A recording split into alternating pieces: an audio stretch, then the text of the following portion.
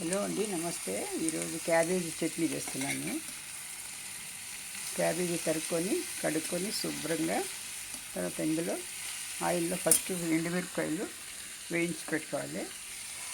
తర్వాత జీలకర్ర, వెల్లుల్లిపాయలు, పసుపు, ఉప్పు వేసి బాగా వేయించుకోవాలండి. మెంతులు వేసి పచ్చివాసన పోయేంత వరకు వేయించుకోవాలి.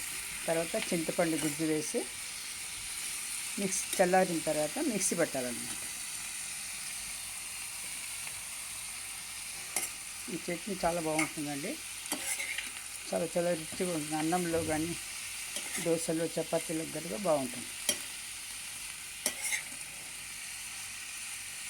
వేగాలండి. ఇది ఒక 5 నిమిషాలు వేగితే పచ్చివాసన పోతుంది అన్నమాట. క్యాబేజీలో ఉండే ఆ ఘాటు మొత్తం పోతుంది. పెట్టేస్తాను. ఇదిగోండి క్యాబేజ్ చట్నీ వేపుడు చేసేసాను అన్నమాట. చల్లారిన తర్వాత మిక్సీ పెట్టి వేయించేస్తాను. ఇంతేనండి, చాలా రుచిగా ఉంటుంది ఈ చట్నీ. అయిపోయింది. ఇది వెల్లుల్లిపాయల చట్నీ అన్నమాట.